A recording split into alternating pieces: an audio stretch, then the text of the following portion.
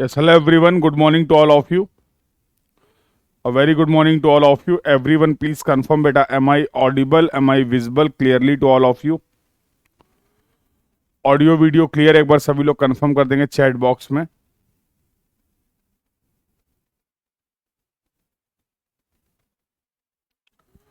Audio video is clear to everyone.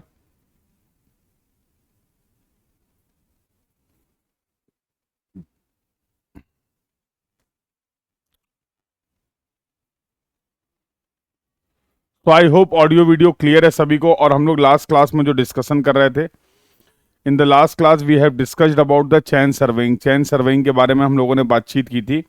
और चैन surveying और tape surveying का अगर मैं बात करूं, सबसे important topic from your all the exam point of view. आप बात करें गेट की, आप बात करें ईएससी की, या जितने भी आपके स्टेट्स के एई और जेई के एग्जाम हैं, यहाँ पर बहुत फ्रिक्वेंटली क्वेश्चन आते हैं related to the correction for the chain and tape surveying. तो उसके बारे में आज हम लोग बातचीत करने वाले हैं.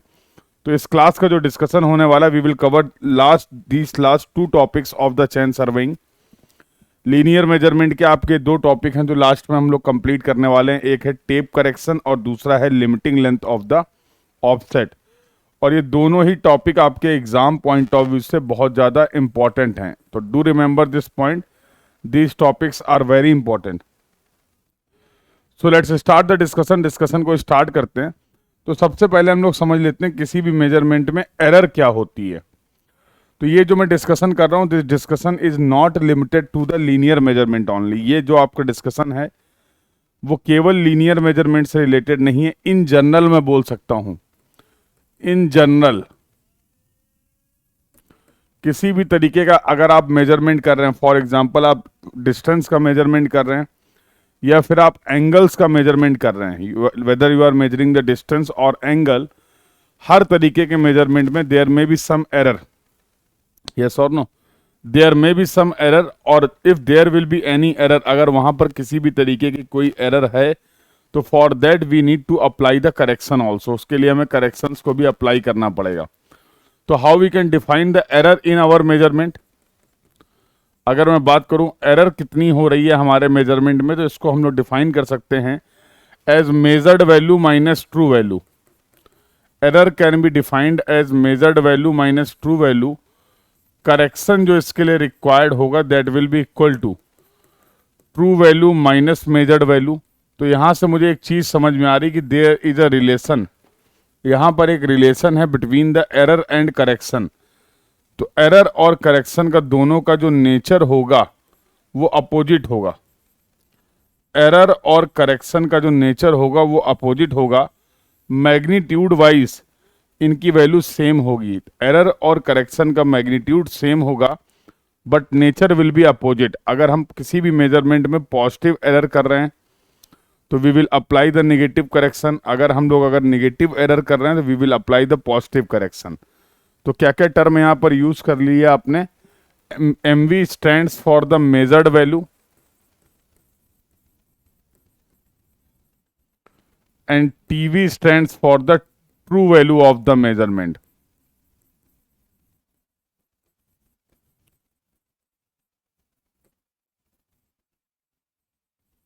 तो एक एग्जाम्पल ले लेते हैं. फॉर एग्जाम्पल एक कोई लाइन आप मेजर कर रहे हैं ए बी, और इस ए बी लाइन की जो ट्रू वैल्यू है लेट्स से वो 5 मीटर है. एग्जैक्ट मेजरमेंट, आइडियल मेजरमेंट की अगर बात करें तो मान लीजिए इन दोनों पॉइंट ए और बी के बीच में एग्जैक्ट मेजरमेंट और जो आइडियल मेजरमेंट है वो 5 मीटर है. आपने किसी एक सर्वेयर को भेजा. सर्वेयर 1 ने बोला कि सर इसकी जो लेंथ है वो 5.1 मीटर है.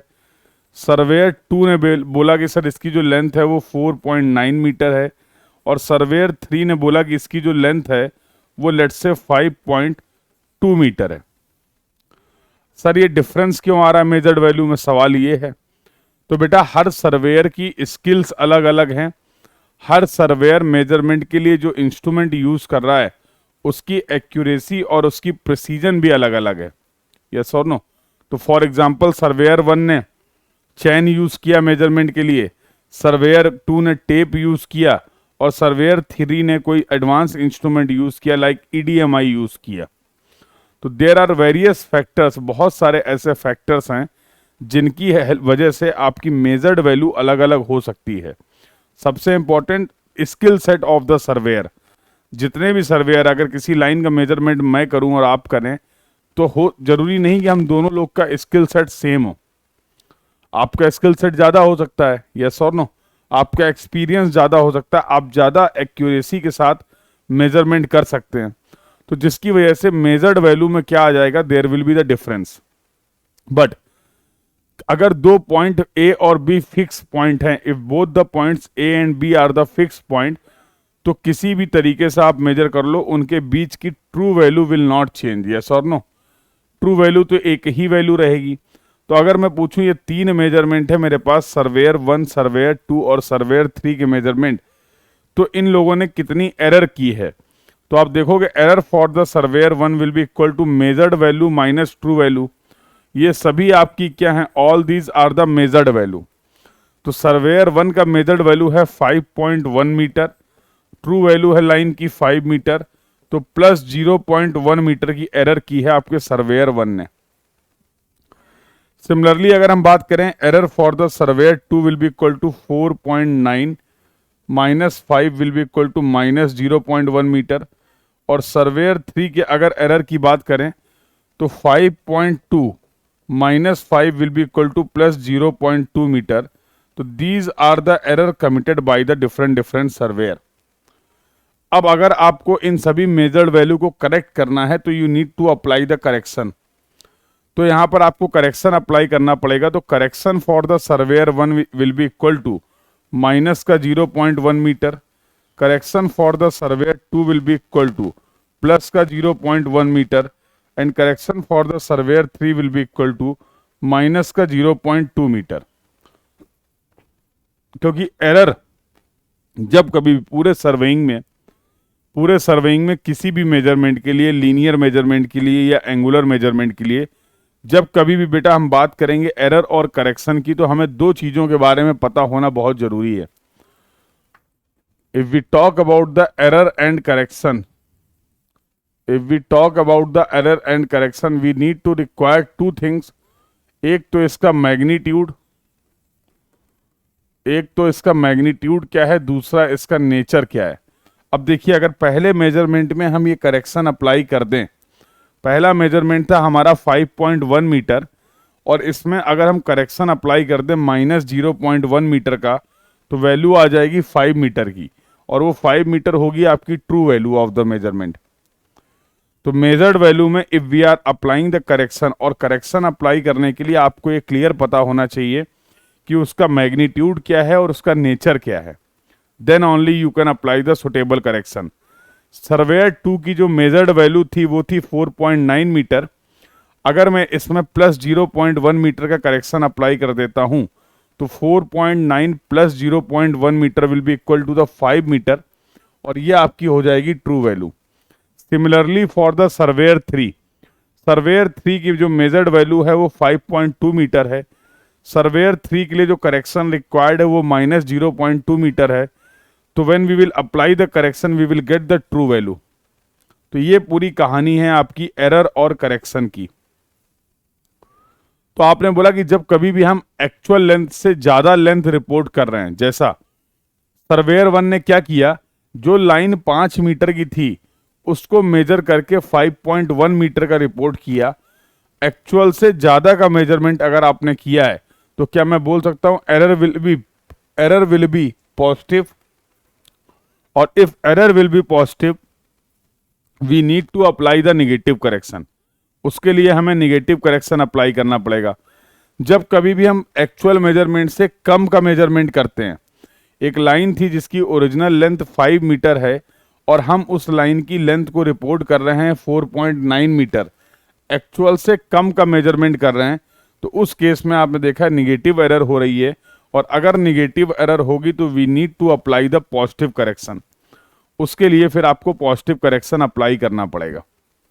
क्लियर है? तो ये कहानी थी, और ये केवल फिर से मैं रिपीट कर रहा हूं, ये जो हम लोगों ने एरर और करेक्शन की बात की है, ये एरर और करेक्शन का कंसेप्ट जो है वो केवल लीनियर मेजरमेंट के लिए या फिर केवल हॉरिजॉन्टल डिस्टेंस के लिए नहीं है। This is the general concept related to the error. किसी भी मेजरमेंट की बात करें, it may be linear measurement, it may be angular measurement, तो ये पूरी कहानी, ये पूरा कंसेप्ट आपका एज इट इज वैलिड रहेगा related to the error and correction. तो अब हमें ये देखना है कि जो हम लीनियर मेजरमेंट कर रहे हैं with the help of the chain और टेप, उसमें भी क्या किसी भी तरीके की एरर हो सकती हैं, और अगर एरर हो सकती हैं तो how we can find out those error. क्योंकि जब तक हमें एरर नहीं पता होगी we can not find out the correction, और फाइनली हम ट्रू वैल्यू को पता नहीं कर पाएंगे। तो उसके लिए हम लोग यहाँ पर क्या करने वाले हैं, first we will see what are the various types of the error that may occur in your linear measurement, और एक एक एरर के लिए उसका मैग्नीट्यूड, उसका नेचर, और उनके लिए सुटेबल करेक्शंस को फाइंड आउट करेंगे। ये हमारा डिस्कशन होने वाला है। तो एक बार सभी लोग कंफर्म कर देंगे यहां तक का डिस्कशन अगर क्लियर है तो फिर आगे बातचीत की जाए। Everyone please confirm in the chat box if the discussion till now is clear to everyone.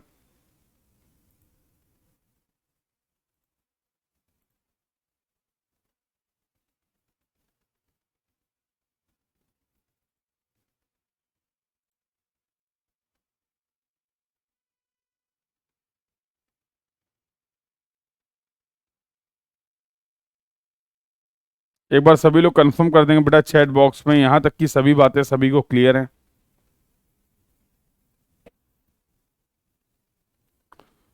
यहां तक का पूरा डिस्कशन क्लियर है, फिर आगे बातचीत करें।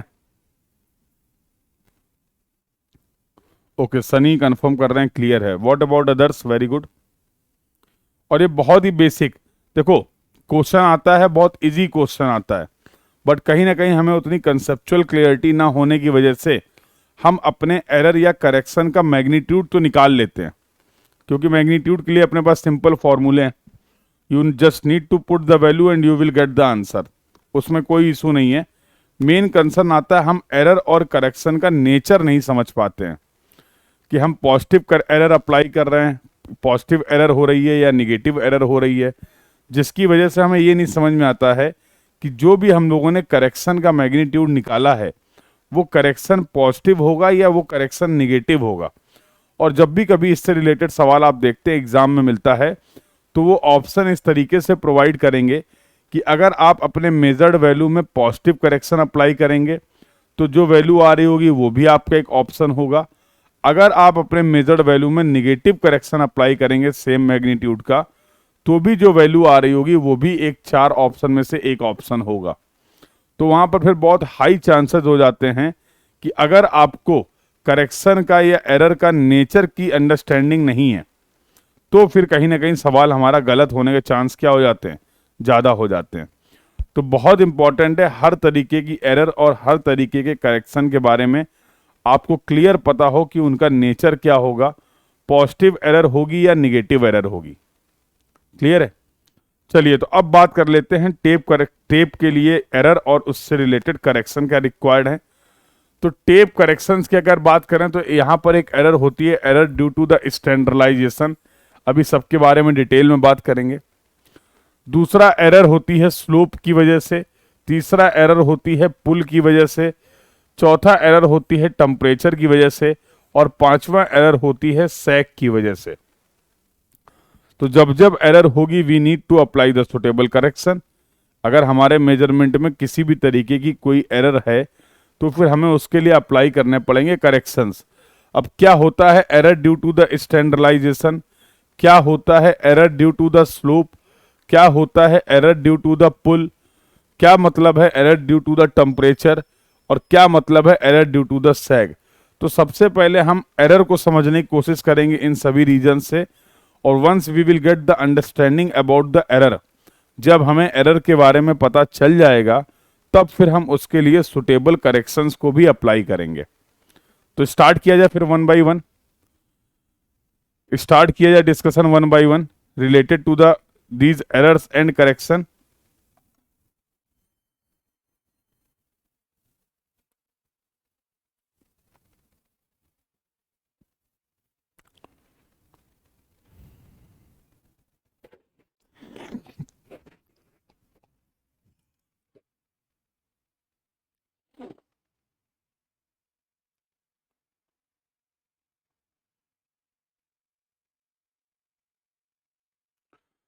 चलिए तो लेट्स स्टार्ट द डिस्कशन। तो पहले बात कर लेते correction due to the standardization. जरा समझना एक बात को, इस कंसेप्ट को बहुत ध्यान से समझेंगे और बहुत इंपॉर्टेंट कंसेप्ट है। मान लो तुम्हें कोई एक लाइन मेजर करनी है, इसकी लेंथ मेजर करनी है ए बी। तुमने डिसाइड किया कि इस लाइन की लेंथ को मैं मेजर करूंगा टेप से। ठीक है, जरा ध्यान से समझना। तुम गए मार्केट। कहाँ गए? मार्केट। तुमने मार्केट में जाके बोला कि भैया एक जरा 20 मीटर वाला टेप दे दो। एक ऐसा टेप मुझे प्रोवाइड कर दीजिए जिसकी टोटल लेंथ जो है वो 20 मीटर है। एक ऐसा टेप मुझे प्रोवाइड कर दीजिए जिसकी टोटल लेंथ जो है वो 20 मीटर है। तुमने 20 मीटर का टेप लिया और तुमने उस टेप को यहाँ पर एक एंड पे रखा। यहाँ पर टेप का स्टार्ट था और यहाँ पर टेप हो गया खत्म।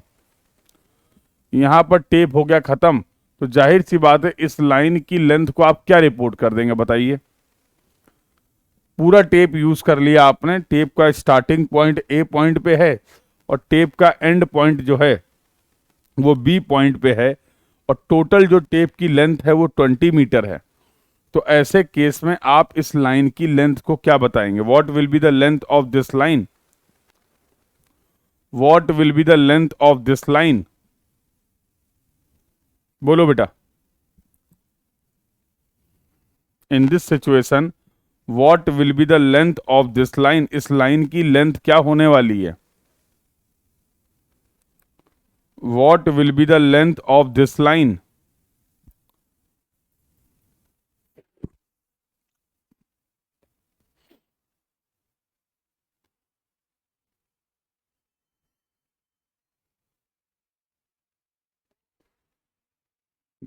बोलो।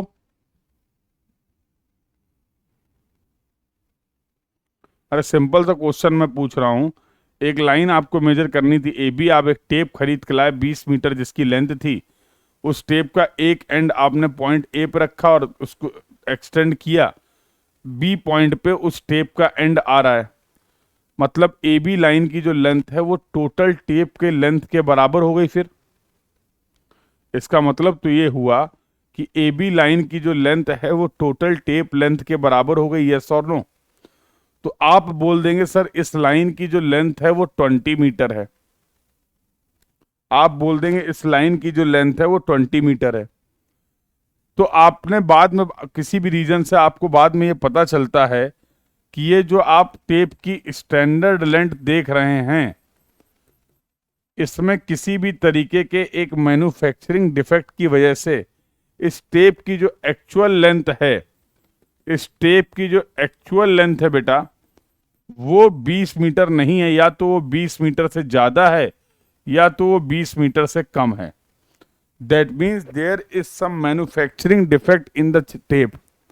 टेप में मैन्युफैक्चरिंग डिफेक्ट है। जिस टेप को आप एक्चुअल में 20 मीटर का समझ रहे हैं वो 20 मीटर से या तो उसकी लेंथ ज्यादा है एक्चुअल में या तो उससे कम है। मतलब टेप की एक्चुअल लेंथ उस टेप की स्टैंडर्ड लेंथ के बराबर नहीं है। टेप की एक्चुअल लेंथ उस टेप की स्टैंडर्ड लेंथ के बराबर नहीं है। और अगर ऐसा होगा तो जो ये आपकी मेजर्ड वैल्यू है वो हो जाएगी इनकरेक्ट। ये जो आपकी मेजर्ड वैल्यू है वो हो जाएगी इनकरेक्ट। यस और नो? भैया अगर टेप की ही स्टैंडर्ड लेंथ सही नहीं है, टेप की अगर स्टैंडर्ड लेंथ सही नहीं है तो हम कैसे मेजरमेंट कर लेंगे? Are you getting this point? और जो भी मेजर्ड वैल्यू हम रिपोर्ट करेंगे वो मेजर्ड वैल्यू करेक्ट वैल्यू नहीं होगी, क्योंकि हमारा जो टेप जिसकी जो स्टैंडर्ड लेंथ है उसके एक्चुअल लेंथ में वहां पर वेरिएशन है। या तो टेप हमारा 20 मीटर से ज्यादा है, हो सकता है लेंथ में, लिखा 20 मीटर है। इसीलिए मैं बोल रहा हूँ मैन्युफैक्चरिंग इंस्ट्रूमेंट डिफेक्ट है वहां पर। उस टेप में जो मार्किंग है, जो ग्रेजुएशंस है वो 20 मीटर के ही हैं, लेकिन एक्चुअल में उसकी लेंथ या तो 20 मीटर से कुछ ज्यादा है या तो 20 मीटर से कुछ कम है। इस तरीके के एरर जो आपके स्टैंडर्ड लेंथ की वजह से हो रही है इसको हम लोग बोलते हैं error due to the standardization. अब आपने ये लाइन जो मेजर करी है, जाहिर सी बात है इसमें है कुछ गलती और उसके लिए आपको अप्लाई करना पड़ेगा करेक्शन। तो देखो बेटा कैसे निकाल सकते हैं। तो अगर बात करें करेक्शन ड्यू टू स्टैंडर्डाइजेशन, अगर हम लोग बात करते हैं करेक्शन ड्यू टू स्टैंडर्डाइजेशन की, तो इसके लिए एक सिंपल सा कंसेप्ट यूज करते हैं। और कंसेप्ट ये है कि देखो टेप की लेंथ सही है या नहीं है उससे मुझे कोई फर्क नहीं पड़ता, लेकिन ये दोनों पॉइंट ए और बी फिक्स पॉइंट हैं। तो आप सही टेप से इसकी लेंथ को मेजर करो, आप गलत टेप से इसकी लेंथ को मेजर करो, लेकिन इसकी जो ट्रू वैल्यू होगी इन दोनों पॉइंट के बीच की वो तो सेम वैल्यू ही होगी ना। बोलो भाई, अरे मैं मेजर करूं आप मेजर करें, मैं सही इंस्ट्रूमेंट से मेजर कर रहा हूं, मान लीजिए आप गलत इंस्ट्रूमेंट से मेजर कर रहे हैं, कुछ भी कंडीशन हो, हम लोगों की मेजर्ड वैल्यू तो बदल सकती है, यस और नो। लेकिन अगर ये दोनों पॉइंट ग्राउंड में फिक्स पॉइंट हैं ए और बी, तो इनके बीच की ट्रू वैल्यू तो नहीं चेंज होगी ना। आप हो सकता है इस लाइन की लेंथ को 21 मीटर बोलें, मैं हो सकता है इस लाइन की लेंथ को 19 मीटर बोलूं, लेकिन अगर एक्चुअल में ट्रू वैल्यू इन दोनों पॉइंट के बीच की 20 मीटर है, तो हम दोनों लोगों के लिए true value will be same. Yes, undoubtedly our measured values are different. मैं इस लाइन की लेंथ को 19 मीटर रिपोर्ट कर रहा हूं, आप इस लाइन की लेंथ को 21 मीटर रिपोर्ट कर रहे हैं, बट एक्चुअल में अगर ट्रू वैल्यू 20 मीटर है तो that will be same for me as well as for you, yes और नो। ट्रू वैल्यू में तो चेंज नहीं होगा ना। तो इसी कंसेप्ट को यूज कर लेते हैं। तो मैंने बोला correct into correct will be equal to incorrect into incorrect. अगर हम करेक्ट लेंथ का टेप यूज करेंगे तो हमें correct length of the line मिलेगी, अगर हम इनकरेक्ट लेंथ का टेप यूज करेंगे तो हमें incorrect length of the line मिलेगी। बट हम दोनों के लिए मेजर्ड वैल्यू क्या होनी चाहिए, measured value may be different but true value should be same, true value same होगी। तो यहां पर क्या है, इसकी जरा नोटेशन लिखते, मान लो ये क्या है, L into small L will be equal to L dash into L dash. लिख देता हूं मैं, L क्या है, कैपिटल करेक्ट, और you can say the standard length of tape, small l is the correct length of line, L dash is the incorrect,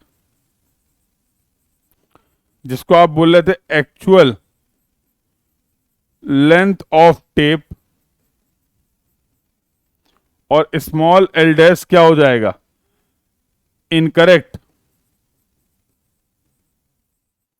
जिसको आप बोल रहे थे measured value of the line. So this is going to be the true value of the line. तो these are the notations, ये आपके notations है। Incorrect length से अगर आप, इनकरेक्ट टेप से अगर आप लाइन मेजर करेंगे तो obviously you will get the incorrect length of the line. Correct length of the tape से अगर आप करेक्ट टेप से अगर आप मेजरमेंट परफॉर्म करेंगे तो you will get the correct length of the line. So this is the concept that we can use to find out the correct length. So this concept we are going to use, correct into correct will be equal to incorrect into incorrect. अब इसको और अच्छे से समझने के लिए we can take the example, एक example ले लेते हैं so that we will have understanding. तो मैं दो एग्जाम्पल लेता हूं। Let's say this is your example number 1 and this is your example number 2, क्योंकि हमारे पास अगर वैल्यूज होंगी तो हम थोड़ा अच्छे से समझ पाएंगे। एग्जाम्पल नंबर 1 में मैंने बोला कि आपने कोई एक लाइन की लेंथ मेजर की है, मेजर्ड वैल्यू है 200 मीटर, ठीक है। स्टैंडर्ड लेंथ जो है टेप की, स्टैंडर्ड लेंथ जो है टेप की, standard length of the tape वो दे रखा गया आपको 20 मीटर। एक्चुअल लेंथ जो है, एक्चुअल लेंथ ऑफ टेप जो है वो मान लीजिए है 20.1 मीटर। तो पूछा गया what will be the correct length of the line. तो इस केस में जो ये मेजर्ड वैल्यू है इसकी ट्रू वैल्यू क्या होगी, what will be the correct length of line that you need to find out. ये पहला प्रॉब्लम है। दूसरा प्रॉब्लम देखिए, मान लीजिए मेजर्ड वैल्यू जो है आपकी वो 200 मीटर है, standard length of the tape, standard length of the tape जो दे रखा गया आपको वो 20 मीटर दे रखा गया है। एक्चुअल लेंथ जो है आपके टेप की, एक्चुअल लेंथ ऑफ टेप जो है बेटा, मान लो वो किसी भी वजह से छोटा है, 19.9 मीटर का है, तो इस केस में भी आपसे पूछा गया है what will be the correct length of the line. जो आपने मेजर्ड वैल्यू निकाली है उसकी ट्रू वैल्यू क्या हो जाएगी। तो ये दो आंसर जरा निकालिए बेस्ड ऑन दिस कंसेप्ट, इस कंसेप्ट के बेसिस पे। तो everyone try to solve these two example, और यहां से हम बहुत इंपॉर्टेंट कंक्लूजन ड्रॉ करेंगे जो हमारी हेल्प करेगा बाकी करेक्शंस को भी समझने के लिए। तो what will be the answer.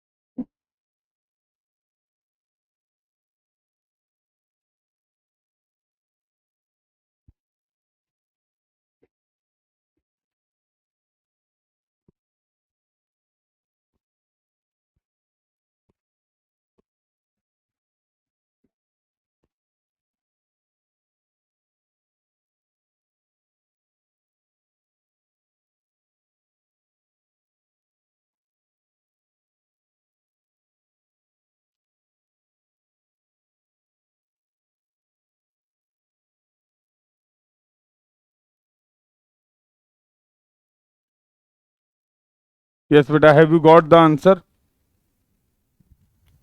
Have you got the answer for the example number 1, what will be the answer 201। 0.2 और सेकंड के लिए आंसर आ रहा 199, बिल्कुल सही, चेक कर लेते हैं। तो जरा जो स्टैंडर्ड नोटेशन है उसके टर्म पे लिखते हैं। मेजर्ड वैल्यू मतलब incorrect length of the line, standard correct length of the tape L, actual length of the tape L dash, और correct length of the line L, ये फाइंड आउट करना है। तो इन करेक्ट इंटू करेक्ट, तो correct L into L will be equal to L dash into L dash. Correct length of the tape जो है वो है 20 meter. Correct length of the line जो है वो आपको फाइंड आउट करनी है। Incorrect length of the tape जो है वो 20.1 मीटर है। Incorrect length of the line जो आपने मेजर कर रखी है वो 200 है। तो L will be equal to आ जाएगा 20.1 इंटू 200 डिवाइड बाई 20, तो ये आ जाएगा 201 मीटर। चेक करो यही आ रहा है क्या, बोलो ये आ रहा है?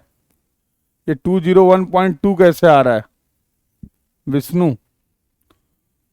विष्णु, और सिमिलरली यहां पर अगर यही कंसेप्ट यूज करें, L into L will be equal to L dash into L dash, तो 20 into L will be equal to 19.9 into 200, तो L will be equal to कितना आ जाएगा? 199 मीटर आ रहा है। The correct length of the line in the first example is going to be 201 meter, और second example में वैल्यू आ जाएगी 199। यही आ रहा है?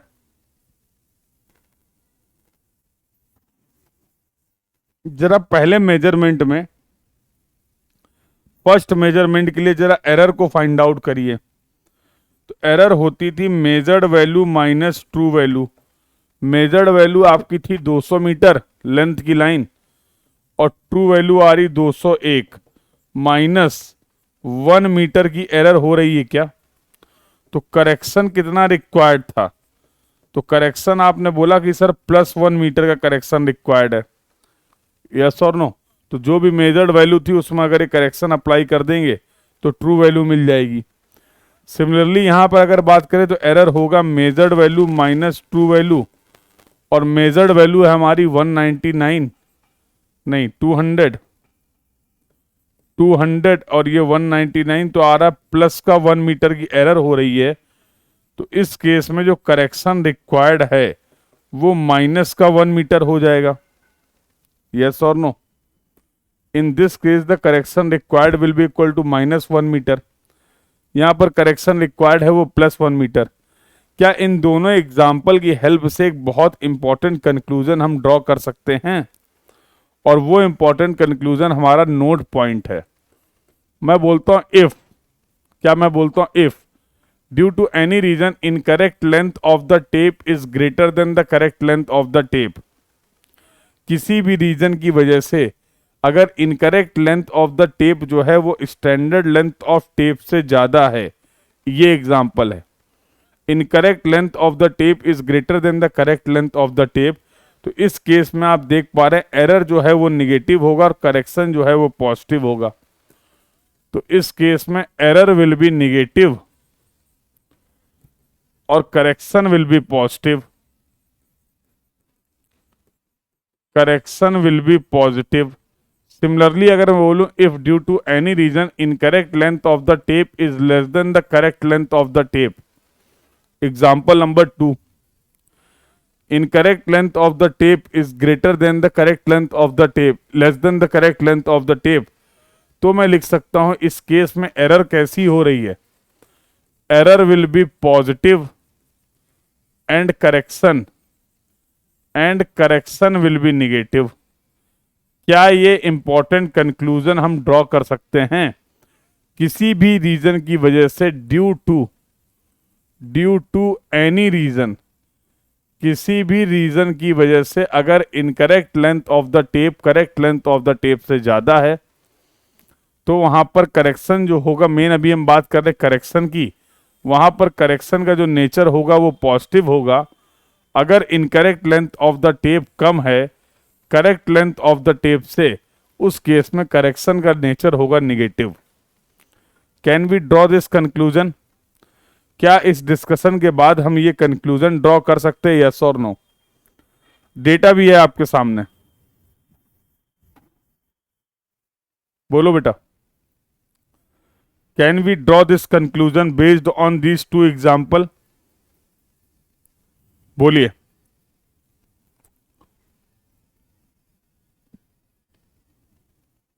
Can we draw this conclusion based on these two example? अगर इस बात को समझने में किसी को कोई डाउट है, अभी भी कोई क्वेरी है, तो you can ask your doubt, you can ask your query. If anyone having any doubt, any query in this concept. और ये बहुत इंपॉर्टेंट है, क्योंकि बेटा अभी जो आप आगे चल के करेक्शंस के बारे में बात करेंगे, अभी आगे चल के जब हम और भी करेक्शंस के बारे में बात करेंगे, तो वहां पर भी ये कंसेप्ट हमारी हेल्प करेगा अपने करेक्शन के और एरर के नेचर को समझने के लिए। तो ये पॉइंट बहुत क्लियर होना चाहिए सभी को। This point should be clear to everyone कि if the incorrect length of the tape is greater than the correct length of the tape, due to any reason the correction will be positive. If the incorrect length of the tape is less than the correct length of the tape, in that case the nature of the correction will be negative. तो ये पहला discussion था आपका correction due to the standardization से related, जिसके बारे में हम लोगों ने डिटेल में बात की। यहां से हम लोग क्या कर सकते हैं, this correction is need to be applied when the absolute और the true length of the tape is not equal to the designated और द स्टैंडर्ड और the nominal length of the tape. अगर उसमें कोई वेरिएशन है तो उसके बारे में फिर हम लोगों ने यहाँ पर डिटेल में डिस्कशन कर लिया। और ये एक इम्पॉर्टेंट नोट जो है, इम्पॉर्टेंट कंक्लूजन जो है, वो इस कंसेप्ट के बेसिस पे ड्रॉ कर लिया। तो I think the error due to the standardization and the correction due to the standardization is clear to everyone. जब इनकरेक्ट लेंथ है हमारे टेप की, उसकी वजह से जो भी एरर हो रही है और उसके लिए क्या करेक्शन रिक्वायर्ड है, ये पॉइंट सभी को क्लियर हो गया, यस और no? This point is clear to everyone, yes और नो? अगला जो डिस्कशन है बेटा, that is correction due to slope. अब जरा इसको भी समझ लीजिए। फॉर एग्जाम्पल, आप गए कहीं पे, ग्राउंड की प्रोफाइल आपको दिख रही इस तरीके से, ए और बी। क्या ए और बी ये सेम पॉइंट पे हैं, सेम प्लेन पे हैं? क्या ए और बी सेम प्लेन पे लाई कर रहे हैं? नहीं। आपने बोला कि सर यहां पर ग्राउंड में क्या है, यहां पर ग्राउंड में सर ये स्लोप है थीटा। क्योंकि पॉइंट ए और बी का एलिवेशन सेम नहीं है, इन दोनों पॉइंट के बीच में जो एलिवेशन डिफरेंस है वो है एच का। लेकिन अगर आप इन दोनों पॉइंट के बीच में टेप की हेल्प से लेंथ को मेजर करते हैं, तो जाहिर सी बात है बेटा, टेप की हेल्प से और इस स्लोप के रीजन की वजह से this is going to be our measured value. अब हम ग्राउंड के नीचे तो मेजरमेंट नहीं कर पाएंगे ना। अगर ग्राउंड की प्रोफाइल ही इस तरीके की है, अगर ग्राउंड में कोई स्लोप है, तो हम ए और बी के बीच की इसी इंक्लाइंड डिस्टेंस को मेजर कर पाएंगे? बोलो। With the help of the tape we can measure the inclined distance between the point A and B. लेकिन हमारा ऑब्जेक्टिव क्या था चैन और टेप सर्वेइंग का? चैन और टेप सर्वेइंग का ऑब्जेक्टिव था कि हम इन दोनों पॉइंट के बीच की हॉरिजॉन्टल डिस्टेंस को मेजर करना चाह रहे थे। और कैसे हम लोगों ने डिफाइन किया था हॉरिजॉन्टल डिस्टेंस को? तो आपने बोला था कि सर हॉरिजॉन्टल डिस्टेंस हम मेजर करेंगे जब दोनों पॉइंट सेम प्लेन पे लाई करते हैं। तो अगर इन दोनों पॉइंट ए और बी के बीच की हॉरिजॉन्टल डिस्टेंस की बात करूं, इन दोनों पॉइंट ए और बी के बीच की हॉरिजॉन्टल डिस्टेंस की बात करूं, तो this should be the true value of the measurement. ये ट्रू वैल्यू होनी चाहिए, मानते हो कि नहीं? This should be the true value, क्योंकि अब आपके ए और बी पॉइंट जो हैं वो आप सेम प्लेन पे कंसीडर कर रहे हैं, तो इसको आप हॉरिजॉन्टल डिस्टेंस बोल सकते हैं। हम एक्चुअल में ये डिस्टेंस मेजर करना चाह रहे थे, हम एक्चुअल में ये डिस्टेंस डिफाइन करना चाह रहे थे, बट इस स्लोप की वजह से हम ये डिस्टेंस मेजर नहीं कर पा रहे हैं। हम ये इंक्लाइंड डिस्टेंस मेजर कर रहे हैं, जिसको हम लोग बोल रहे हैं मेजर्ड वैल्यू। डायग्राम की हेल्प से ये क्लियरली विजिबल है आपको कि मेजर्ड वैल्यू है वो ज्यादा होगी ट्रू वैल्यू से, यस और नो। मेजर्ड वैल्यू जो होगी वो ज्यादा होगी ट्रू वैल्यू से। तो अगर मैं बात करूं नेचर की पहले, तो आपने बोला था एरर ड्यू टू स्लोप जो होगा वो होता है measured value minus true value. Measured value ज्यादा है ट्रू वैल्यू कम है, तो एरर क्या हमेशा पॉजिटिव होगी? स्लोप की वजह से हमारे मेजरमेंट में क्या हमेशा पॉजिटिव एरर होगी, यस और नो बेटा? तो अगर करेक्शन ड्यू टू स्लोप की बात की जाए तो ये होता है true value minus measured value. True value हमेशा कम है, मेजर्ड वैल्यू हमेशा ज्यादा है, तो correction will be always negative. Correction will be always negative. Slope के लिए जो करेक्शन होगा वो हमेशा निगेटिव होगा। क्या इस कंसेप्ट से हम ये बोल सकते हैं? बोलो बेटा, क्या इस कंसेप्ट से, इस डायग्राम को ऑब्जर्व करके हम ये पॉइंट कंक्लूड कर सकते हैं कि due to the slope our measured value will be always greater than the true value?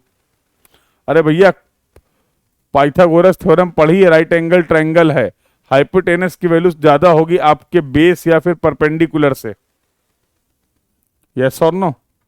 तो मेजर्ड वैल्यू हमेशा ज्यादा होगी as compare to the true value, तो error will be always positive due to the slope. और अगर error हमेशा positive है तो करेक्शन ड्यू टू स्लोप जो होगा वो ऑलवेज निगेटिव होगा। तो ये तो हम लोगों ने बात कर ली एरर और करेक्शन के नेचर की, ये हम लोगों ने डिस्कशन कर लिया एरर और करेक्शन के नेचर का। अब हमें देखना है कि इसका मैग्नीट्यूड क्या होगा। तो इसका मैग्नीट्यूड अगर आप जानना चाह रहे हैं सी स्लोप का, तो उसके लिए आपके पास दो कंडीशन है, या तो आपको ग्राउंड का स्लोप पता हो, या तो आपको इन दोनों पॉइंट के बीच में एलिवेशन डिफरेंस कितना है ये पता हो। तो दोनों ही केस में फिर आप निकाल सकते हैं स्लोप करेक्शन का मैग्नीट्यूड क्या होगा। थीटा को मेजर करने के लिए हमारे पास एक इंस्ट्रूमेंट होता है जिसके बारे में हम लोगों ने कल बात की थी, क्लिनोमीटर। इसीलिए आप ग्राउंड में जब गए थे चैन सर्वे करने तो आप क्लिनोमीटर लेके गए थे। तो क्लिनोमीटर की हेल्प से हम ग्राउंड का स्लोप मेजर कर सकते हैं। तो भैया अगर सिंपल सी बात है, मान लो इनकरेक्ट लेंथ जो लाइन की है वो एल डैश है और करेक्ट लेंथ जो लाइन है ट्रू वैल्यू वो एल है। अब एल तो हमें पता नहीं है, एल तो हमें पता नहीं है, तो what we can write, if theta is known. पहली बात कर लेते हैं, अगर हमें थीटा पता है तो मैं क्या करने वाला हूं, देखो ये है एल डैश और ये है एल, ये है मेजर्ड वैल्यू और ये है true value, this angle is theta. तो can I write this true value will be equal to L dash cos theta. अगर ये एल डैश है, एंगल थीटा है, तो this component is going to be the L dash cos theta. तो correction की बात करें तो ये होता है true value minus measured value. तो L dash cos theta minus measured value है एल डैश। यहां से अगर मैं इसका एल कॉमन, एल डैश होगा ना ये, यस, एल डैश कॉमन ले लेते हैं, माइनस भी कॉमन ले लेते हैं, तो ये हो जाएगा 1 minus cos theta. L dash अगर हमने कॉमन ले लिया तो ये हो जाएगा 1 माइनस कॉस थीटा। तो this is going to be the correction due to the slope. इसका नेचर क्या आ गया, निगेटिव आ गया, और ये हो गया magnitude of the slope correction.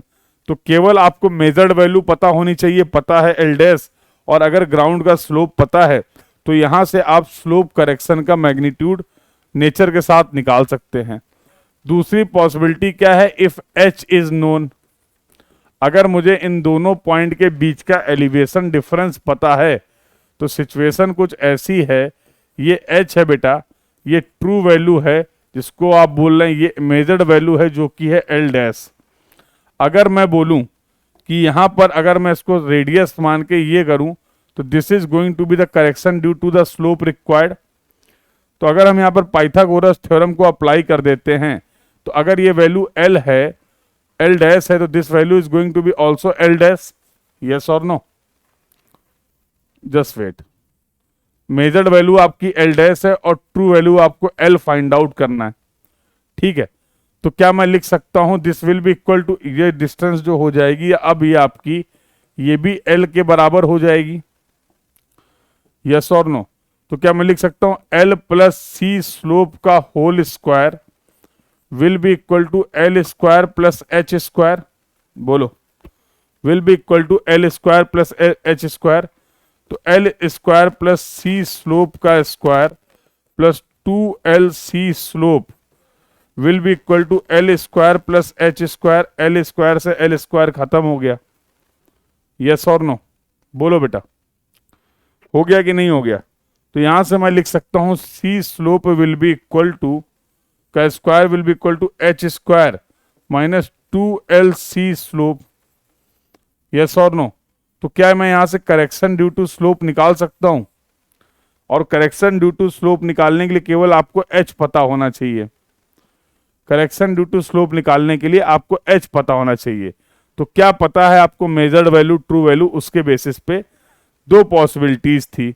तो लेट्स समराइज।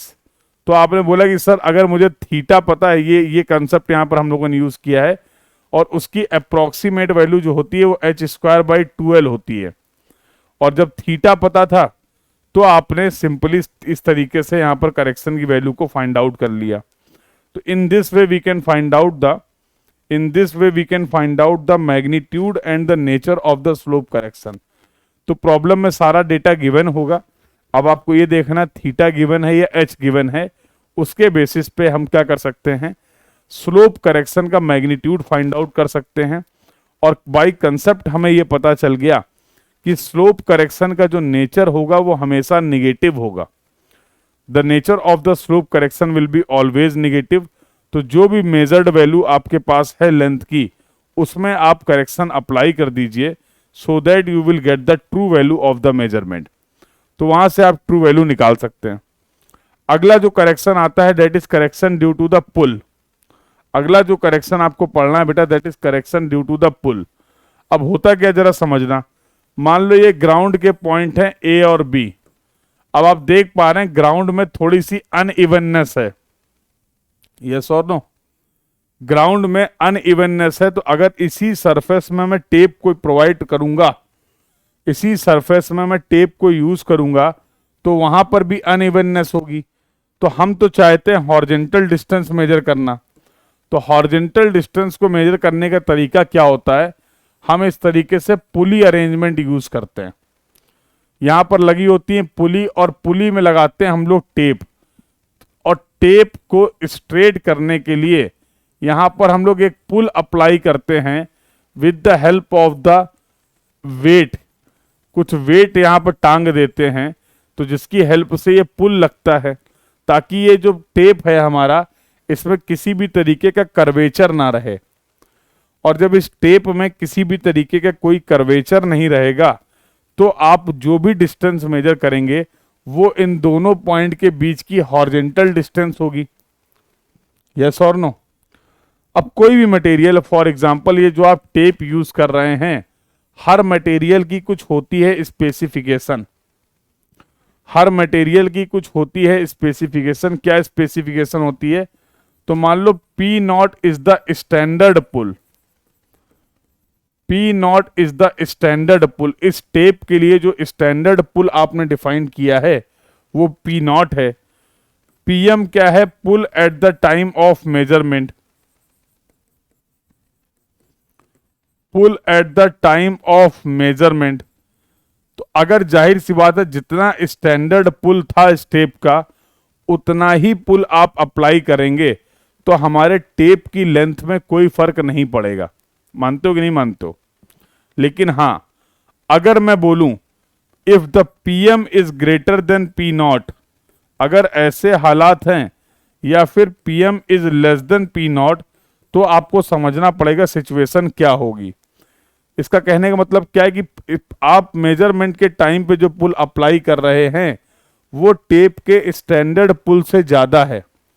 इसका मतलब क्या है, जब आप ज्यादा पुल अप्लाई करेंगे तो टेप की लेंथ जो होगी, टेप की जो लेंथ होगी, क्या वो इंक्रीज कर जाएगी? बोलो हाँ या ना। अगर मेजरमेंट के टाइम पे हम स्टैंडर्ड से ज्यादा का पुल अप्लाई करेंगे तो टेप की लेंथ क्या हो जाएगी, इंक्रीज कर जाएगी, तो ये कहानी बन जाएगी कि इनकरेक्ट लेंथ ऑफ द जो टेप है वो ज्यादा हो जाएगा correct length of the tape से। और अभी थोड़ी देर पहले हम लोगों ने पढ़ा है कि जब incorrect length of the tape ज्यादा हो जाता है correct length of the tape से, उस केस में करेक्शन क्या होता है, उस केस में करेक्शन ड्यू टू पुल क्या हो जाएगा, पॉजिटिव हो जाएगा। अगर यहां पर बात करें तो यहां पर टेप की लेंथ क्या हो जाएगी, डिक्रीज कर जाएगी, मतलब L dash is less then L हो जाएगा। तो इस केस में करेक्शन ड्यू टू पुल क्या हो जाएगा, निगेटिव हो जाएगा। तो पुल करेक्शन में भी पॉजिटिव, पुल करेक्शन में भी निगेटिव, डिपेंड करेगा कि eight the time of measurement आप कितना पुल अप्लाई कर रहे हैं। डिपेंड ये करेगा कि eight the time of measurement आप कितना पुल अप्लाई कर रहे हैं। तो ये तो मैंने आपसे बात कर ली इसके नेचर की। But what will be the magnitude of the correction due to the pull, तो ये होता है PL अपॉन AE। सोम में आपने कंसेप्ट पढ़ा होगा, इसी कंसेप्ट को यूज करके हम लोग लिख सकते हैं PM minus P0 upon L upon AE। तो this is going to be the magnitude of the pull correction. तो PM और P0 क्या है, ये ऑलरेडी मैंने आपको बताया है। L is the incorrect length of the line. A यहां पर समझना है cross sectional area. A is the cross sectional area of tape. जो भी टेप आप यूज कर रहे हैं उसका क्रॉस सेक्शनल एरिया क्या है। और E क्या है, यंग्स मॉडुलस या modulus of elasticity, modulus of elasticity of tape. ये जो मटेरियल आपने यूज किया है टेप के लिए उसकी मॉडुलस ऑफ इलास्टिसिटी क्या है। तो यहां से हम फाइंड आउट कर सकते हैं करेक्शन ड्यू टू द पुल का मैग्नीट्यूड, और इन कंसेप्ट के बेसिस पे हमें पता चल जाएगा कि हमारे पुल करेक्शन का नेचर क्या है। I hope the point is clear to everyone. एक बार कंफर्म करना बेटा, पुल करेक्शन तक का डिस्कशन सभी को क्लियर है? पुल करेक्शन तक का डिस्कशन सभी को क्लियर है, यस और नो? तो तीन तरीके के करेक्शन की हम लोगों ने बात कर ली। Correction due to the standardization, it may be positive, it may be negative. दूसरा डिस्कशन हम लोगों ने किया correction due to the slope, slope correction will always negative. तीसरा हम लोगों ने बोला correction due to the pull, तो ये भी आपका it may be positive and it may be negative. ये पॉजिटिव भी हो सकता है और निगेटिव भी हो सकता है। तो आई होप आप सभी को यहां तक का डिस्कशन जो है वो क्लियर है। तो फिर अब आगे बातचीत कर लेते हैं। अगला जो करेक्शन आपको पढ़ना है बेटा, that is correction due to the temperature, that is correction due to the temperature. अब ये कहानी समझो। तो यहां पर भी बात वही है, मान लो T0 है standard temperature, standard temperature for tape, और TM क्या है, temperature at the time of measurement, temperature at the time of measurement, या आप इसको बोल सकते हैं फील्ड टेम्परेचर। क्या बोल सकते हैं इसको, फील्ड टेम्परेचर। और तो जाहिर सी बात है अगर TM जो होगा वो ग्रेटर देन T0 होगा तो ऐसे केस में लेंथ ऑफ टेप क्या कर जाएगी, इंक्रीज कर जाएगी। और जब लेंथ ऑफ टेप इंक्रीज कर जाएगा तो करेक्शन फॉर टेम्परेचर क्या हो जाएगा, अभी बताया था। जब लेंथ ऑफ टेप इंक्रीज कर जाएगा तो करेक्शन विल बी पॉजिटिव, तो ये करेक्शन हो जाएगा पॉजिटिव। और सिमिलरली अगर TM की वैल्यू T0 से कम है तो उस केस में लेंथ क्या कर जाएगी, लेंथ विल डिक्रीज। तो उस केस में करेक्शन ड्यू टू टेम्परेचर क्या हो जाएगा, correction due to temperature will be negative, correction due to temperature will be negative. तो ये तो आपने बात कर ली नेचर की अगेन, कि टेम्परेचर करेक्शन का नेचर क्या होगा, कब टेम्परेचर करेक्शन पॉजिटिव होगा और कब टेम्परेचर करेक्शन निगेटिव होगा। ये तो आपने इस बात का डिस्कशन कर लिया। What will be the magnitude of the temperature correction, तो बेटा ये होने वाला है L अल्फा डेल्टा T तो एल अल्फा डेल्टा टी हो सकता है T M minus T naught, या फिर L alpha T naught minus T M. L वही है incorrect length, alpha is the thermal coefficient, alpha is the thermal coefficient, जो tape का मटेरियल है उसका थर्मल कॉफिशिएंट क्या है, और टीएम और टी नॉट के बारे में आपको ऑलरेडी पता है। तो इस तरीके से आप टेम्परेचर करेक्शन का भी मैग्नीट्यूड निकाल सकते हैं, and you can also find out the nature of the temperature correction based on the condition provided, जो भी कंडीशन यहाँ पर प्रोवाइडेड है। अगला करेक्शन जो आता है वो आता है correction due to the sag. अब होता क्या है, जैसे अभी आपने बोला था सर ये दो पॉइंट हैं ए और बी, इनके बीच की अगर हमें डिस्टेंस को मेजर करना है तो हम टेप को कुछ इस तरीके से प्रोवाइड करेंगे, लेकिन आपको पता है under the effect of gravity, gravity की वजह से टेप में क्या होगा, due to the self weight of the tape there will be the effect of the sagging.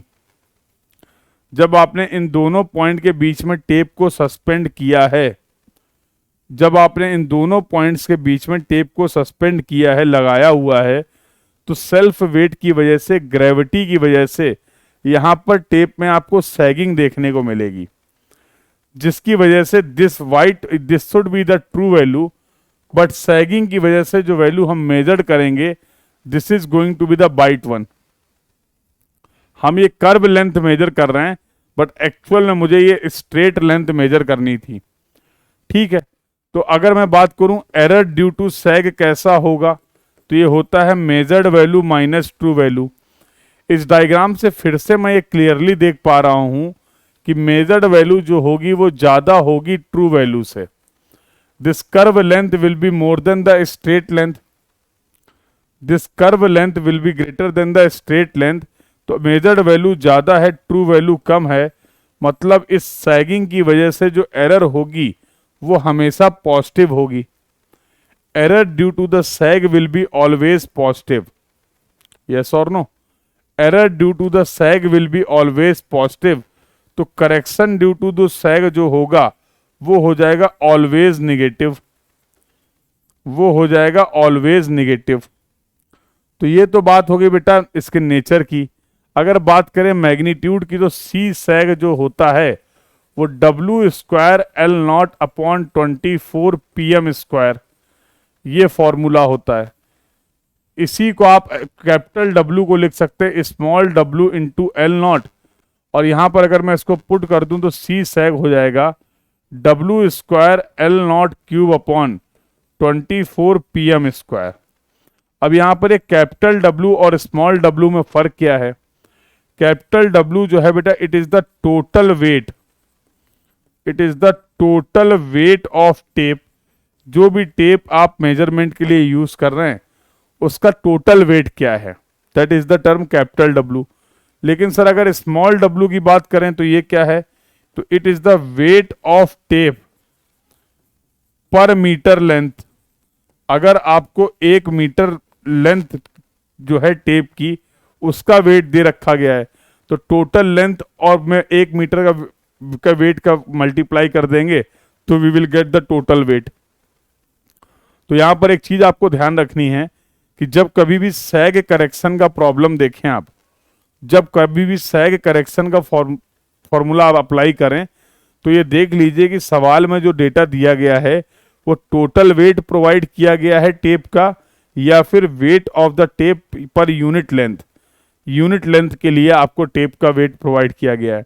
उसके बेसिस पे आप एप्रोप्रिएट फॉर्मूला यूज कर सकते हैं, where PM is the pull at the time of the measurement, where PM is the pull at the time of measurement. तो in this way we have completed our discussion for the all the correction. अब यहां पर जो problem आते हैं उनके बारे में बात करते हैं। हमारे एग्जाम में यहां से 2 तरीके के प्रॉब्लम देखने को मिलते हैं, जरा ध्यान से समझना। अब इसका प्रैक्टिकल मैं आपको बताता हूँ, एप्लीकेशन में आपको बताता हूँ जहां से आपको एग्जाम में क्वेश्चंस मिलने वाले हैं। तो from this topic you can expect 2 types of the problem. पहला प्रॉब्लम जो होता है वो किसी भी इंडिविजुअल, किसी भी एक करेक्शन से रिलेटेड होगा। मान लीजिए आपसे सैग करेक्शन के बारे में पूछ लिया, आपसे टेम्परेचर करेक्शन के बारे में पूछ लिया, आपसे पुल करेक्शन के बारे में पूछ लिया, आपसे correction due to the standardization पूछ लिया। कोई भी एक करेक्शन का फॉर्मूला या उस फॉर्मूले से रिलेटेड आपको डेटा प्रोवाइडेड होगा और कोई वैल्यू आपको फाइंड आउट करनी होगी, किसी एक करेक्शन की बात होगी।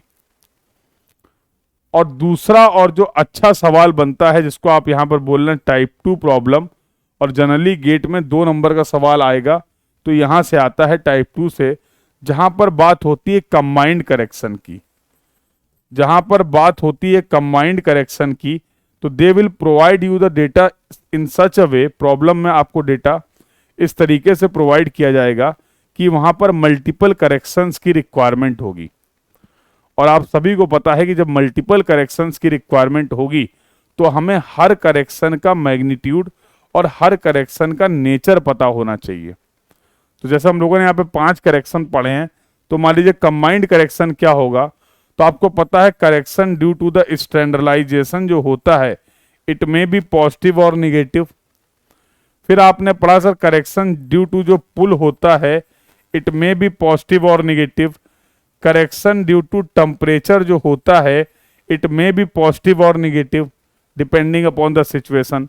लेकिन करेक्शन ड्यू टू स्लोप जो होगा वो हमेशा निगेटिव होगा, और करेक्शन ड्यू टू सैग जो होगा वो भी हमेशा निगेटिव होगा। तो जितने भी करेक्शन से रिलेटेड डेटा दिया गया है उस सभी डेटा के बेसिस पे in this way we can find out the combined correction. तो ये डिपेंड करेगा सवाल में किन किन करेक्शन से रिलेटेड आपको डेटा दिया गया है, और वहां पर आपको अप्लाई करना पड़ेगा combined correction. For that case you should know the nature of all the correction.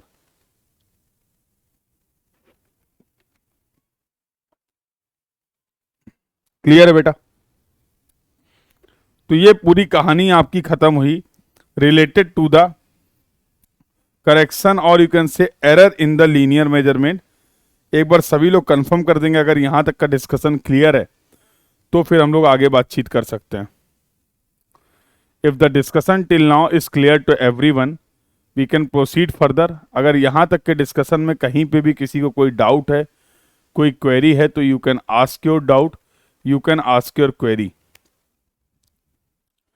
If anyone having any doubt, any query till now, you can ask your doubt, you can ask your query.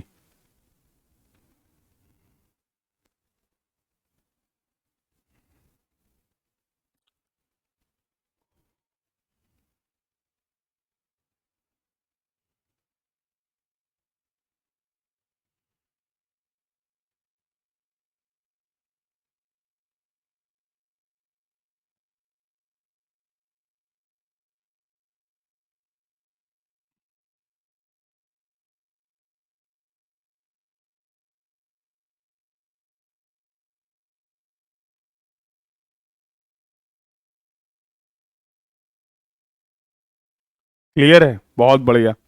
तो फिर आगे बातचीत करी जाए। तो अब बेटा linear measurement का हम लोग लास्ट टॉपिक पढ़ने जा रहे हैं, और इसके बारे में कुछ ऑलरेडी हम लोगों ने जिक्र किया था, पहले भी डिस्कस किया है, और this is going to be the last topic. और इसको हम लोग बोलते हैं limiting length of the offset. पहले इसकी कहानी समझ लो। ये limiting length of the offset का चक्कर क्या है, गेम क्या है, एक बार जरा ये समझ लो। देखो, कल आप बोल रहे थे कि सर अगर ये हमारी सर्वे लाइन है, अगर हमारी ये सर्वे लाइन है, तो सर हम इस तरीके से ऑफसेट ले रहे थे किसी भी डिटेल को मेजर करने के लिए, याद है? ये एंगल था 90 डिग्री, और ये मान लो डिस्टेंस आपने मेजर की थी वो x मीटर थी। In this way we have taken the offset. बोलो भाई, ये तो कल पढ़ा था ना आप लोगों ने कि ऑफसेट क्या होता था, these are the lateral measurement. और ऑफसेट के लिए 2 चीजों का पता होना जरूरी था। एक था हमारा एंगुलर मेजरमेंट जो कि था 90 डिग्री का, और एक था हमारा लीनियर मेजरमेंट जो कि था x। ये ऑफसेट जो आपने मेजर किया था वो कहां पर मेजर किया था बेटा? This offset you have measured on the ground. Offset की लेंथ तो आपने ग्राउंड में ही मेजर करी थी ना। अच्छा, अगर आप किसी भी ऑफसेट को ले रहे हैं तो इसमें बेसिकली ऑफसेट को डिफाइन करने के लिए हम दो तरीके के मेजरमेंट कर रहे हैं। एक है हमारा लीनियर मेजरमेंट, एक है हमारा लीनियर मेजरमेंट और दूसरा है हमारा एंगुलर मेजरमेंट। दूसरा है हमारा एंगुलर मेजरमेंट, यस और नो। लीनियर मेजरमेंट का मतलब हो गया x और एंगुलर मेजरमेंट का मतलब हो गया 90 डिग्री।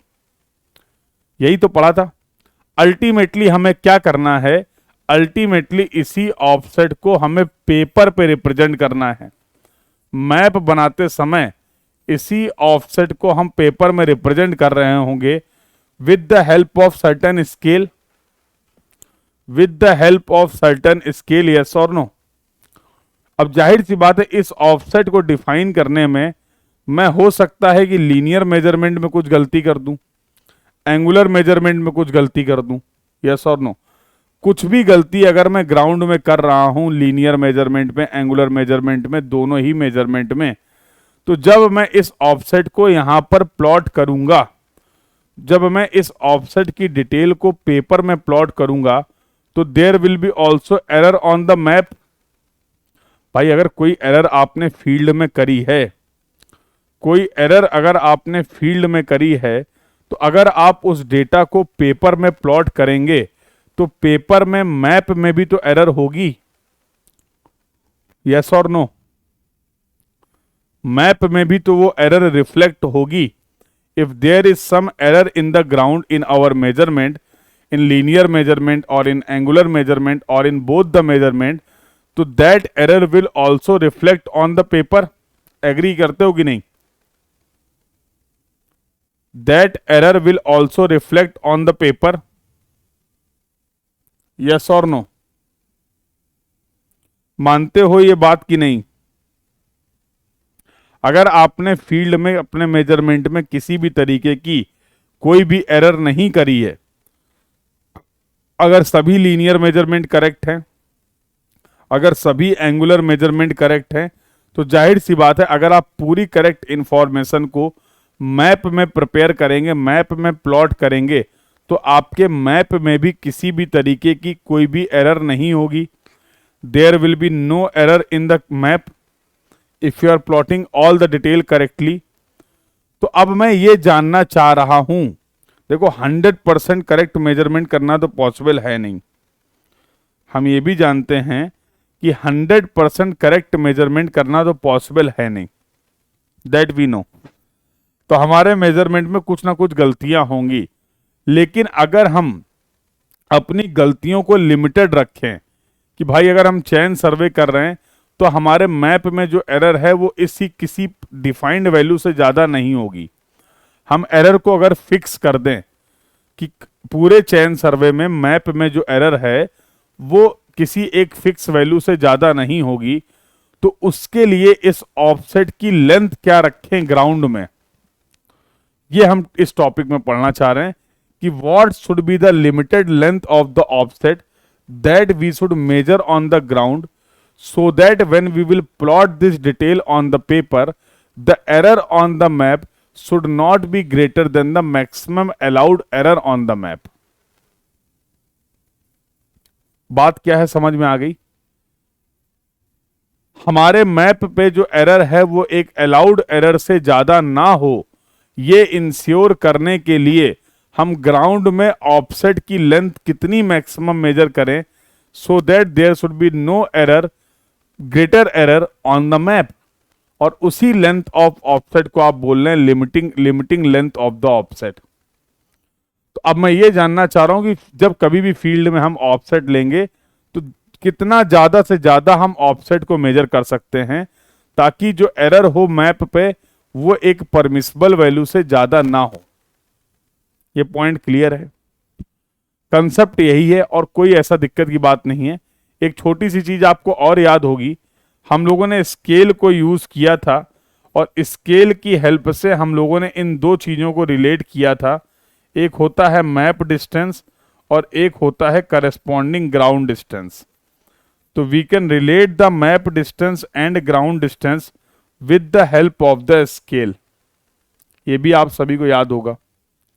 तो let's see the discussion what is the limiting length of the offset, समझते हैं। तो it is the maximum length of the offset allowed in the chain survey. It is the maximum length of the offset allowed in the chain survey due to which no error is reflected on the map or paper. The maximum length of the error allowed in the paper, map या फिर paper में चैन सर्वे में जो maximum error allowed है वो है 0.025 centimetre. अगर आप चैन सर्वे की हेल्प से कोई भी मैप बना रहे हैं तो उस मैप में किसी भी पॉइंट की पोजीशन में जो मैक्सिमम एरर हो सकती है वो 0.025 सेंटीमीटर से ज़्यादा नहीं हो सकती है. तो हम ये कैसे इंश्योर करें कि जो भी मेजरमेंट हमने किए हैं उनको अगर हम प्लॉट कर रहे हैं तो हमारी एरर इस वैल्यू से ज़्यादा नहीं होगी मैप और पेपर में. उसके लिए फील्ड में हम कहाँ तक मेजरमेंट कर सकते हैं, कितने मेजरमेंट कर सकते हैं, उसी को बेटा आपने बोला है limiting length of the offset. उसी को आपने बोला है limiting length of the offset. एक बार जरा कंफर्म करो कि बेसिक कंसेप्ट क्या है limiting length of the offset का. ये सभी को क्लियर है? What is the basic concept of the limiting length of the offset is clear to everyone? Yes और no? Everyone please confirm in the chat box. तो फिर इसमें दो केसेस हैं, उसके बारे में बात करेंगे. कंसेप्ट जो था वो मैंने आपको बता दिया. कंसेप्ट जो आपको समझना था limiting length of the offset के बारे में, उसके बारे में हम लोगों ने यहाँ पर डिस्कशन कर लिया है. एक बार सभी लोग कंफर्म कर देंगे ये डिस्कशन अगर क्लियर है तो फिर आगे बातचीत की जाए. Then we can proceed further.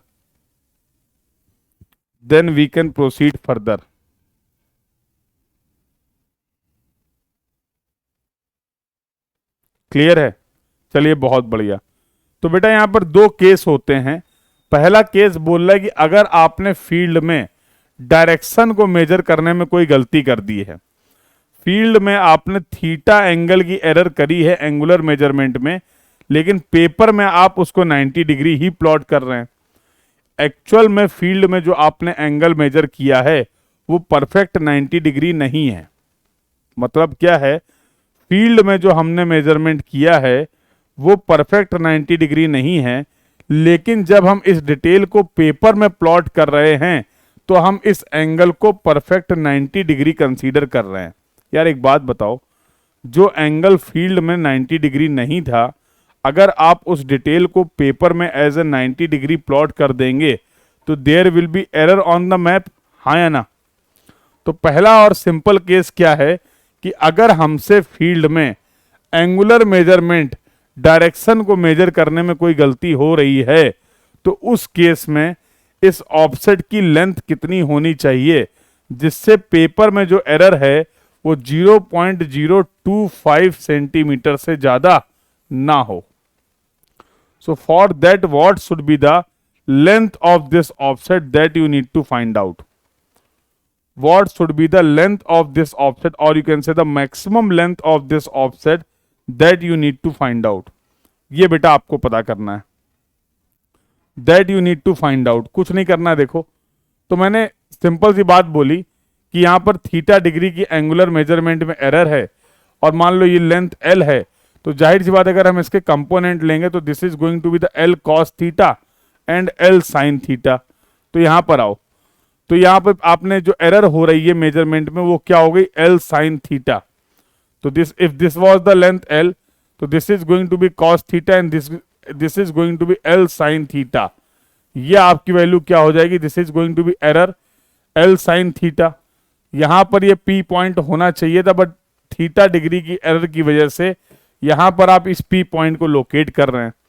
तो मैंने वही लिखा है, एरर यहां पर जो हो रही है ग्राउंड में हो रही है L sin थीटा की.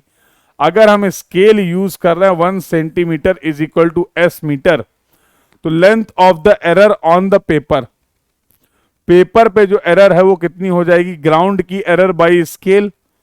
ग्राउंड में एरर हो रही है L sin थीटा, स्केल है S, but this error on the paper should not be greater then this value. हम ये भी जानते हैं, this error on the paper, this error on the map should not be greater than this value. 0.025 centimetre. Yes और no? तो अगर मैं यहां से L की वैल्यू निकालूं, L is the limiting length of the offset, अगर हम L की वैल्यू इस क्राइटेरिया के बेसिस पर निकालते हैं तो क्या हम ये बोल सकते हैं कि if there is error in the laying direction, but अगर ये L की वैल्यू आप यहां से फाइंड आउट कर रहे हैं, अगर ग्राउंड में ऑफसेट आप इतना ही मेजर करेंगे तो जो एरर हमारे पेपर पे होगी वो इस वैल्यू से ज्यादा नहीं होगी। यस और नो? तो अगर आपसे केवल डायरेक्शन को मेजर करने में गलती हो रही है तो उस केस में limiting length of the offset आप इस तरीके से निकाल सकते हैं। स्केल की हेल्प से हम लोगों ने मैप की डिस्टेंस को और ग्राउंड की डिस्टेंस को रिलेट किया। क्लियर है?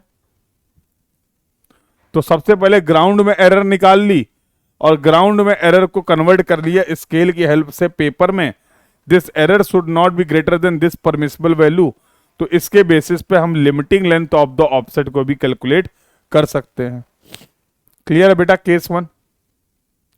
तो सवाल में बताया जाएगा आपको कि एरर कहां पे हो रही, एरर केवल एंगुलर मेजरमेंट में है या फिर एरर लीनियर और एंगुलर दोनों ही मेजरमेंट में है, तो वो केस आपको गिवन होगा, उसके लिए टेंशन नहीं लेनी है। कंसेप्ट क्या है ये समझ में आ रहा है कि नहीं ये बता दो।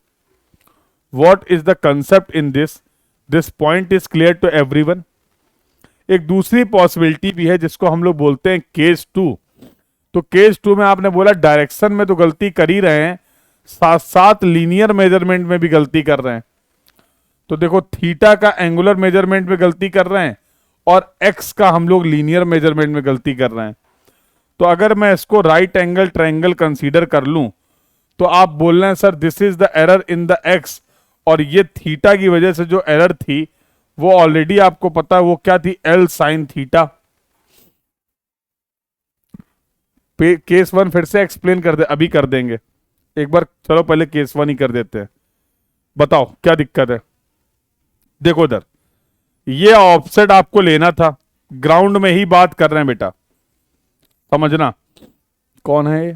सनी। देखना बेटा, ग्राउंड में आपको ये ऑफसेट लेना था, ये एंगल होना चाहिए 90 डिग्री। ग्राउंड में आपने ऑफसेट का मेजरमेंट करते समय किसी भी रीजन से थोड़ी सी एरर कर दी, ये थीटा की एरर कर दी, ये थीटा की एरर कर दी अपने मेजरमेंट में। सनी देखो बेटा, तो ये जो एक्चुअल में ये जो एरर आपको दिख रही है, this is going to be the error. इस थीटा की वजह से यही तो हमारे ऑफसेट में एरर हो गई, अभी भी ग्राउंड पे ही है। बोलो बोलो बेटा। तो अगर इस ऑफसेट की लेंथ L है, ये एंगल थीटा है, तो ये वैल्यू क्या हो जाएगी, L कॉस थीटा, और ये वैल्यू क्या हो जाएगी, L साइन थीटा। यस और नो? इस थीटा की वजह से हमारे ऑफसेट में ग्राउंड में जो एरर हुई है वो हुई है L साइन थीटा। सनी,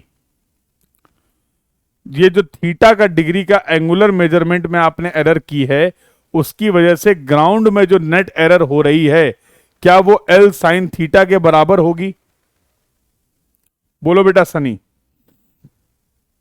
क्या वो एरर L साइन थीटा के बराबर होगी ग्राउंड में? हाँ या ना?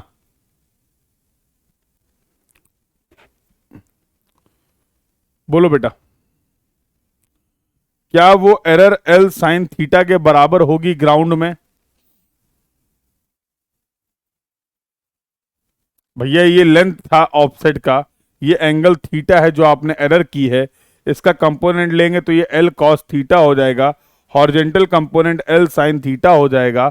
L sine theta will be the error on the ground due to this theta error. ये हो गया। अब इस ग्राउंड की एरर को अगर मैं पेपर की एरर के बराबर कन्वर्ट करना चाह रहा हूं तो कैसे कर सकता हूं, with the help of the scale, क्योंकि एक ही तरीका है हमारे पास और वो है स्केल। स्केल की हेल्प से हम मैप की डिस्टेंस को और ग्राउंड की डिस्टेंस को, अगर मैं बोलूं, समझो तुम अभी समझो, मैंने बोला अगर ये L साइन थीटा जो है वो 10 मीटर है और स्केल है 1 centimetre is equal to 1 metre. समझना जरा ध्यान से, तुम अभी खुद ही मुझे बता दोगे। ग्राउंड में अगर ये एरर 10 मीटर आ रही है और स्केल है 1 centimetre is equal to 1 metre, तो मैप में ये एरर कितने डिस्टेंस से आप रिप्रेजेंट करोगे? मैप में ये एरर आप कितने डिस्टेंस से रिप्रेजेंट करोगे? इसका जवाब मुझे देंगे सनी जी। अगर ग्राउंड में कोई एरर है 10 मीटर की, स्केल है 1 centimetre is equal to 1 metre, तो how you will represent this error on the map?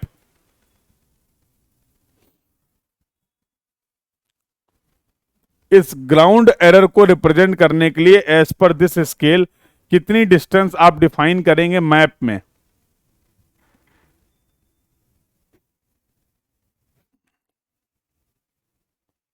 कितनी डिस्टेंस आप डिफाइन करेंगे मैप में? सनी बताओ बेटा, तुम्हें स्केल का कंसेप्ट पता है?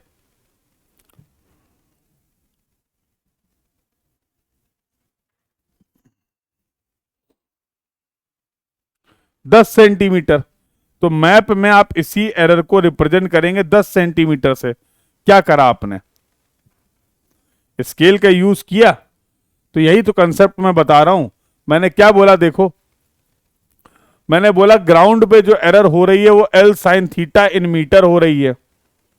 अगर scale 1 centimetre is equal to S metre है, तो एल साइन थीटा बाई अगर एस कर दें, तो this will be the length of the error on the paper. और चैन सर्वे के केस में जो मैक्सिमम लेंथ अलाउड है पेपर में, वो है 0.025 सेंटीमीटर। मतलब this error on the map should not be greater then this value, that is 0.025 centimetre. तो क्या यहां से limiting length of the offset नहीं निकाल सकते हैं? वही तो किया है। तो can we find out the what should be the maximum length of the offset that we should consider on the ground, so that if there will be error in the angular measurement, then also the error on the map should not be greater than 0.025 centimetre. तो वो value आपको limiting length of the offset यहां से पता चल जाएगी। और case 1 में आपने बोला कि when there was error in the angular measurement, या डायरेक्शन को मेजर करते समय कोई एरर हो रही थी। पहले एक बार कंफर्म कर दो, अगर केस 1 क्लियर है then we will go for the case 2। फिर हम लोग केस 2 की बात कर लेंगे।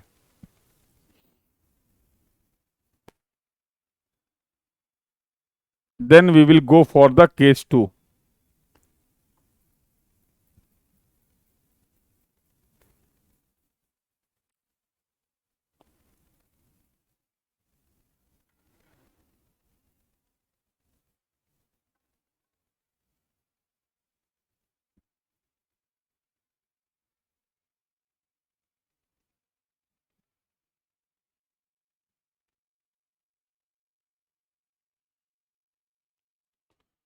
क्लियर हो गया भाई? अब दूसरा केस आपने क्या बोला कि सर अब यहां पर हमसे थीटा को भी मेजर करने में गलती हो रही है, और इसकी जो लेंथ थी, इस ऑफसेट की जो लेंथ थी, इसको मेजर करने में भी अगर गलती हो रही है। There is error in the laying direction as well as there is the error in the linear measurement. तो लीनियर मेजरमेंट में मान लीजिए आपकी एरर एक्स हो रही है, एंगुलर मेजरमेंट में एरर अगर थीटा हो रही है, तो ये वाला टर्म क्या हो जाएगा? This is going to be L sine theta. तो क्या मैं इसको बोल सकता हूं this is going to be the net error? ये नेट एरर हो जाएगी, यस और नो? तो सबसे पहले मुझे आप बता दो नेट एरर ऑन ग्राउंड क्या हो जाएगा? Net error on the ground क्या हो जाएगा? तो आप लिख देंगे this will be equal to under root X square plus L sine theta का होल स्क्वायर।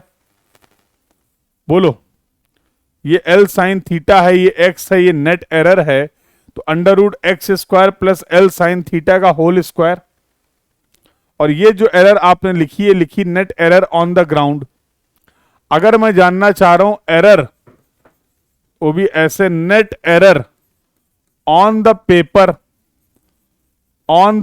तो under root X square plus L sine theta का whole square divide by scale लिख दें।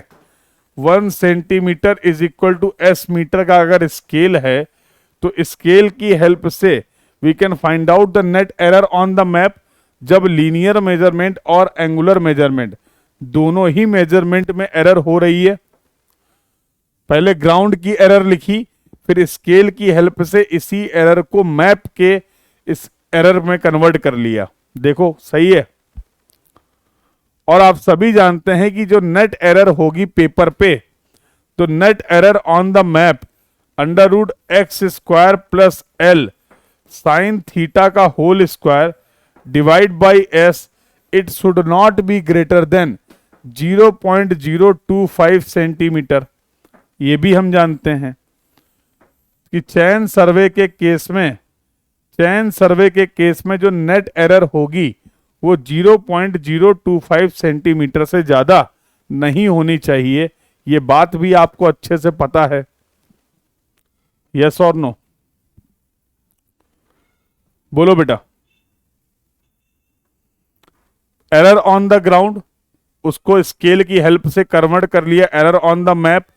The maximum error on the map should not be greater than 0.025 centimetre.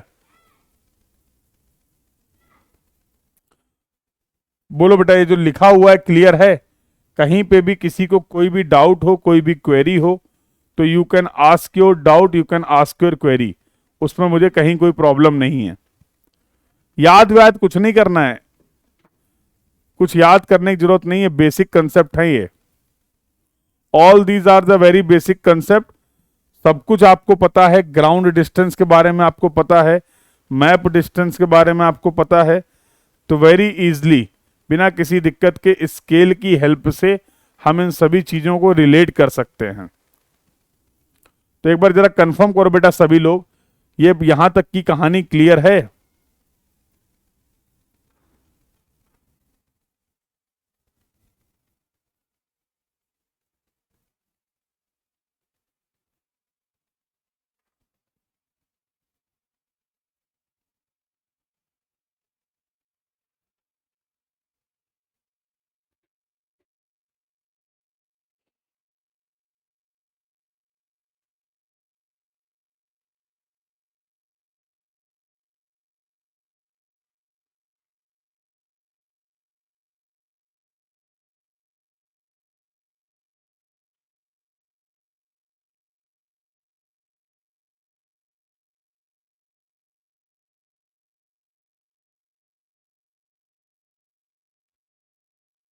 What about others? What about others?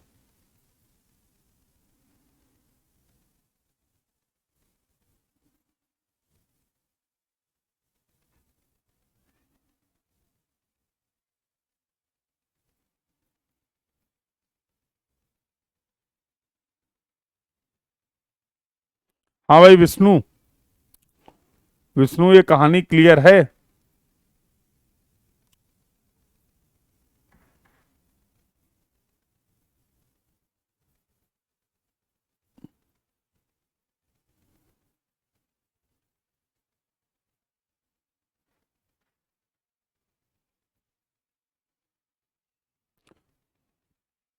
तो अगर यहां तक की कहानी clear है, तो क्या इस कंडीशन के बेसिस पे फिर से मैं limiting length of the offset की वैल्यू को नहीं पता कर सकता हूं? क्या इस कहानी के बेसिस पे, इस कंडीशन के बेसिस पे, can I define the limiting length of the offset? What should be the limiting length of the offset on the ground so that if there is error in the angular measurement, there is the error in the linear measurement? So what should be the limiting length of the offset so that on the map the net error should not be greater than 0.025 centimeter? The net error should not be greater than 0.025 centimeter. Can I find with the help of this equation, this condition? क्या इस condition के basis पे हम ये find out कर सकते हैं? Yes बेटा, definitely we can find out. तो वही सब कुछ लिखा हुआ है। This was the net error on the ground.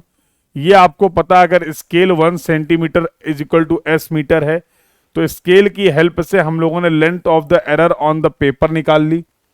In this way we have find out the length of the error on the paper, it should not be greater than 0.025 centimeter.